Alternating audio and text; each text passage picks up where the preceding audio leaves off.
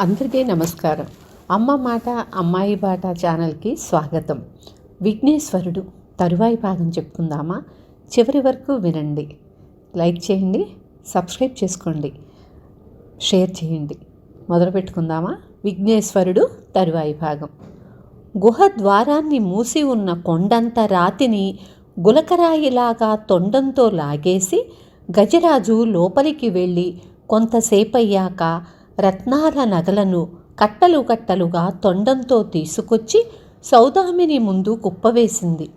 చంద్రహారాల్ని కంఠాభరణాల్ని ఆమె మెడనిండా వేసి తండ్రి బిడ్డను బుజ్జగించి చెప్పినట్లుగా వీపు నిమిరి మిగతా నగలను ధరించినన్ని ధరించి తక్కినవి మూటగట్టుకొని తీసుకువెళ్ళమని సైగ చేసి చెప్పింది.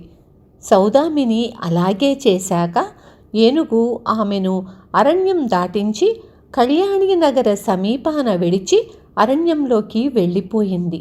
బంగారు విగ్రహంలాగా నగలతో తళుక్కు తళుక్కున దేదీప్యమానంగా మెరుస్తున్న కోడల్ని చూసి కలకంటి నిర్ఘాంతపోయి సంభాళించుకొని మెల్లమెల్లగా ఆ నగలన్నీ ఎలా వచ్చాయో చెప్పే వరకు వేధించి సౌదామిని చెప్పినదంతా విని ఏనుగుకి వెలగపళ్ళు అంత ఇష్టమన్నమాట అని తలపంకించి వెంటనే సంతకు వెళ్ళి సంచి నిండా వెలగపళ్ళు కొనుక్కొని వచ్చింది. నగలు నింపుకొని రావడానికి ఒక గట్టి గోతాన్ని భుజాన వేసుకొని వెలగపళ్ళ సంచితో కలకంటి బయలుదేరింది. అరణ్యం ప్రవేశించి కోడలు చెప్పిన గుర్తుల ప్రకారం ఎంత వెతికినా వెలగ చెట్టు కనపడక విసిగి ఒక చింత చెట్టు కింద చతికిలపడింది. తినాలని వెలగపండు తీసింది. తినాలనే తీసినా ఎలాగో నిగ్రహించుకొని వెలగపండు చేత్తో ఎత్తిపట్టుకొని గొంతు సవరించుకొని ఏనుగా రావే, వెలగపళ్ళు తినవే, నగలెన్నో తేవే, నా కోర్కె తీర్చవే, ఏనుగా రా, వేగంగా రా ఏనుగా అంటూ భజన పాట మొదలుపెట్టింది. పాట సాగుతున్నది. ఏనుగు రాలేదు కానీ అడవి దద్దరిల్లేలా గాండ్రుమనే అరుపు వినిపించింది. అది ఏనుగు గేంకారం కాబోలు అనుకొని కలకంటి సంతోషపడుతూ మెడచాచి చూడగా పెద్ద పులి దూకుతూ రావడం కనిపించింది. భుజం మీది గోతాన్ని వదలకుండా కలకంటి తిరిగి చూడకుండా పరిగెత్తి రొప్పుతూ పడిపోయింది. ఆ పడటం సరిగ్గా గుహ దగ్గరే పడింది. గుహ తెరిచే ఉంది. తన అదృష్టానికి కలకంటి పొంగిపోతూ గుహలోకి వెళ్ళింది. గుహలో కుప్పలు తెప్పలుగా ఉన్న నగలు చూసి పిచ్చెత్తిన దానిలాగా తల మునిగేలా నగలన్నీ వేసుకొని గోతాం నిండా నగలు కుక్కి మూత కట్టి ఎత్తలేక ఎత్తి మొయ్యలేక మోస్తూ నడవలేక నడుస్తూ గుహ మొదటికి వచ్చేసరికి గుహ మూతబడి ఉంది. ఎదురుగా చీకటిలో ఎర్రగా మెరుస్తున్న కళ్ళతో తెల్లగా మెరుస్తున్న కూరపళ్లతో పగలబడి నవ్వుతున్న పెద్ద బ్రహ్మరాక్షసి చీకటిలో చీకటిలాగా కనిపించింది. ఆ భూతం ప్రతిధ్వనితో గుహ కంపించిపోయేలాగా, ఓహో కలకంటి, నువ్వు కోడలిని కాల్చుకు తినే అత్తవైతే నేను అత్తను చిత్రహింసతో తినేసిన కోడల్ని, నా చరిత్ర విను అంటూ చెప్పటం ప్రారంభించింది. వెనకటికి నేను చురకత్తి లాంటి అందకత్తెను. అమ్మ నాన్న పెట్టిన పేరు కలహంసి. కాపురానికెళ్ళాక నా నోటి ప్రతాపానికి ఆ పేటంతటికీ నేను సంపాదించుకుని సార్థకపరుచుకున్న పేరు కలహదుందిభి. నువ్వెంత చెడ్డ అత్తవో కలకంటి, నా అత్త అంత ఉత్తమురాలు, పరమసాధువు. నేను కాపురానికి వెళ్ళి ఏడాది తిరగకుండానే నా మొగుడు ఇల్లు విడిచి దేశాల పాలయ్యాడు అంటే నేనెంత ఉత్తమురాలినో ఊహించుకో. నాకు నగల పిచ్చి అంతా ఇంతా కాదు. బంగారు పంటలు పండే భూములు పుట్రలు అమ్మించి నగలు చేయించుకున్నాను. మా అత్త ముక్కుపుల్ల నుంచి అన్నీ నాకే ఇచ్చేసింది. అటువంటి అమాయకురాలైన అత్తను ఒక పూటైనా సరిగ్గా తిననిచ్చేదాన్ని కాదు. చిక్కి శల్యమైన ఆ వృద్ధురాలి చేత ఇంటి చాకిరీ అంతా చేయించేదాన్ని. చివరికి నా అత్త మామ విసిగిపోయి వాతాపి క్షేత్రంలోని విఘ్నేశ్వరుని దర్శించి అక్కడే కన్నుమూద్దామని బయలుదేరారు. నా అత్త చేతుల్లో ఉన్న చిన్న మూట చూసి అదేమిటని దూకుడుగా దాన్ని లాక్కోవడంలో ఆవిడ తూలి పడిపోయి ఆయాసంతో రొప్పుతూ కన్నుమూసింది. అంతవరకు ఎంతో సహనంతో నా అత్యాచారాల్ని చూస్తూ పల్లెత్తు మాట అనని నా మామగారు ఆపలేని దుఃఖంతో పైకుబికిన కోపంతో, పాపిష్టిదానా, నువ్వు మా కోడలివైపోయావు, లేకుంటే శపించేవాణ్ణి. ఎప్పటికైనా మా ఒక్కగానొక్క కొడుకు తిరిగి వస్తాడని, నువ్వు వాణ్ణి సుఖపెట్టగలవనే ఆశతో అన్నీ సహించాము. కడసారి కోరుతున్నాను, వాడొస్తే సరిగ్గా చూడు అని చెబుతూనే అలాగే ప్రాణాలు విడిచి భార్యతోనే సహగమనం చేశాడు. ఆయన గొప్ప నిష్ఠాపరుడు, తపస్శాలి. అదే సమయంలో ఒక సన్యాసి అక్కడికి వచ్చి నా అత్తమామల మృతదేహాలపై పడి రోదిస్తూ నేను లాక్కోబోయేటప్పుడు కింద పడిన మూట తీసి విప్పాడు. అందులో 2 చిరుగుల బట్టలు తప్ప మరేమీ లేవు. ఆ సన్యాసి నన్ను వజ్రాల్లాంటి కళ్ళతో కాల్చేస్తున్నట్లు చూస్తూ, నువ్వు బ్రహ్మరాక్షసిగా పుట్టవలసిన దానివి అని అన్నాడు. అంతే. ఆ తర్వాత వృద్ధ దంపతుల ఉత్తర క్రియలు జరిపి వెళ్ళిపోయాడు. ఆ సన్యాసి ఎవరో కాదు, నా రూప విలాసాలకు పరవశించి కోరి చేసుకున్న నా భర్తే అని బ్రహ్మరాక్షసి చెప్పి కాసేపాగి మళ్ళీ చెప్పసాగింది. నా నగల పిచ్చి, ధన వ్యామోహం నన్ను ఎంతవరకు ఈడ్చుకు వచ్చాయంటే, నేను కొంతమంది గజదొంగలను చేరతీశాను. దొంగల రాణి అని అనిపించుకున్నాను. ఆ గుహలోనే దొంగలు గొప్ప గొప్ప నగలను, ధనరాశులను పోగుపోస్తూ ఉండేవారు. అంతః నా స్వంతం చేసుకోవాలని దొంగలకు విషభోజనం పెట్టాను. వాళ్ళు చచ్చే ముందు చావు తెగింపుతో కసిగా నన్ను ఇందులో ఉంచి గుహను పెనుబండతో కప్పేశారు. కలకంటి, ఇదే గుహలో ఆ నగలన్నీ, ధనరాశుల్ని చూసుకుంటూ అలాగే మాడి మాడి కన్ను మూసి ఇలాగ భూతాన్నై పడి ఉన్నాను. నీకు బుద్ధి వచ్చేలాగా చేస్తే నా పిశాచ జన్మ శాపం తీరిపోతుందని గుహలోకి వచ్చిన ఏనుగు వలన తెలిసింది. ఏనుగు నీ కోడలికి ఇచ్చినవన్నీ అసలు నగలే. ఇప్పుడు నువ్వు పెట్టుకున్నవి అత్యాశ కొద్దీ పోగు చేసి గోతాం నిండా కట్టుకున్నవి ఏమిటో చూసుకో అన్నది బ్రహ్మరాక్షసి. కలకంటి భుజానికెత్తుకున్న గోతం కట్టువిడి దాంట్లో నుంచి పాములు, జర్రులు, కొండతేళ్లు ఊడిపడుతూ జరజరా గుహ నలుమూలలకు పాకాయి.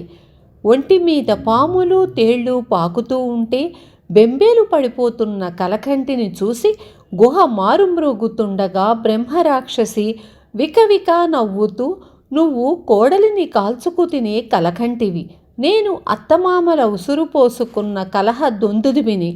ఉత్తమురాలైన నీ కోడల్ని మంచిగా చూసుకుంటే సరే, లేదా ఈ గుహలో నాలాగా బ్రహ్మరాక్షసివై పడి ఉండటం ఇక నీ వంతు అవుతుంది. విన్నావా కలకంటి అని చెప్పింది. కలకంటి లెంపలు వేసుకొని రాక్షసికి దండం పెట్టి, బుద్ధి వచ్చింది, కోడల్ని పువ్వులాగా చూసుకుంటాను, గుహ నుండి నన్ను బయటపడనిచ్చి అరణ్యం దాటించు అని మొరపెట్టుకుంది. బ్రహ్మరాక్షసి కలకంటిని అడవి దాటించి కళ్యాణీనగరం పొలిమేర చేర్చి, మాట తప్పావో బ్రహ్మ పిశాచివై గుహలో ఉంటావు, జాగ్రత్త అని హెచ్చరించి బగ్గుమని మండిపోయి అదృశ్యమయ్యింది. కలకంటి బ్రతుకు జీవుడా అని ఇంటికి బిరబిరా వెళ్ళి సౌదామిని ముందు మోకరిల్లి మోకాళ్ళు పట్టుకొని, అమ్మా సౌదామిని, నన్ను మన్నించు తల్లి, కొడుకు కోడలు చిలకా గోరింకల్లాగా ఉంటే చూసి సంతోషించటం కంటే నాకు కావలసిందేమీ లేదు అన్నది. అత్త పరివర్తనానికి కారణం విఘ్నేశ్వరుని కటాక్షమని సౌదామిని సంతోషించింది. కలహకంటి తిరిగి కలకంటి అనిపించుకుంది. పావనమిశ్రుడు కథను ముగించి, పిల్లలు, ఏనుగా మరి ఎవరో చెప్పుకోండి చూద్దాం అన్నాడు. పిల్లలే కాకుండా పెద్దలు కూడా ఆనందోత్సాహాలతో గొంతెత్తి, విఘ్నేశ్వరుడు మన విఘ్నేశ్వరుడే అంటూ గొల్లున లేచి ప్రసాదం తీసుకొని ఇళ్లకు వెళ్ళారు. ఆలయ మండపంలోని కుడ్య చిత్తరువులకు సంబంధించిన కథలను రోజు పావనమిశ్రుడు చెబుతూ ఉంటే వీణుల విందుగా వింటున్న పిన్నలు పెద్దల మనస్సుల నిండా విఘ్నేశ్వరుడిపై బలమైన భక్తి వర్ధిల్లింది. ఒకనాడు ఒక సంగీత కళాభిమాని ఒక కుడ్య చిత్తరువులో తంబుర మీటుతూ ఒక విద్వాంసుడు గానం చేస్తుంటే వివిధ భంగిమల్లో విఘ్నేశ్వరుడు నృత్యం చేస్తూ ఉండటం చూసి ఆ చిత్ర చరిత్ర చెప్పమని కోరాడు. పావనమిశ్రుడు చెప్పటం మొదలుపెట్టాడు. వాతాపి నగరం కళలకు కాణాచిగా, కవి పండిత గాయక విద్వాంసులకు పుట్టినిల్లై విలసిల్లుతూ ఉంది. గజానన పండితుడు నగరంలో అగ్రగణ్యుడు, బహుముఖ ప్రజ్ఞాశాలి, ముఖ్యంగా గొప్ప గాయకుడు. అతని గాత్రంలో సమ్మోహన శక్తి ఉండేది. వాతాపి గణపతిపై ఎన్నెన్నో కీర్తనలు రచించి పాడుతూ ఉండేవాడు. అతని మనుమడు బాలగణేశ భట్టు టింగుటింగున తాళాలు వాయిస్తూ ఉండేవాడు. గజాననుడు ధిమికిట ధిమికిట తాండవ నృత్యకరి గజానన అనే పల్లవిని ఎత్తుకొని రాగాలు మారుస్తూ అనేక రాగాల్లో పాడుతూ ఉంటే గజాననుడైన విఘ్నేశ్వరుడు ఇంద్రధనుస్సు రంగుల్లో అనేక రూపాల్లో నర్తిస్తూ శ్రోతల కన్నులకు కట్టేవాడు. హంసధ్వని రాగంలో తెల్లని రాజహంసలాగా, మాయామాళవ రాగంలో ఉదయరవి బింబంలాగా, భైరవ రాగంలో ఎర్ర తామరలాగా, హిందోళ రాగంలో నీలాకాశంలాగా, నీలాంబరి రాగంలో నీలి కలువలాగా, ఆనంద భైరవి రాగంలో అరవిచ్చిన తెల్ల కలువపై విరిసిన పున్నమి వెన్నెలలాగా విఘ్నేశ్వరుడు లీలగా కనిపించేవాడు.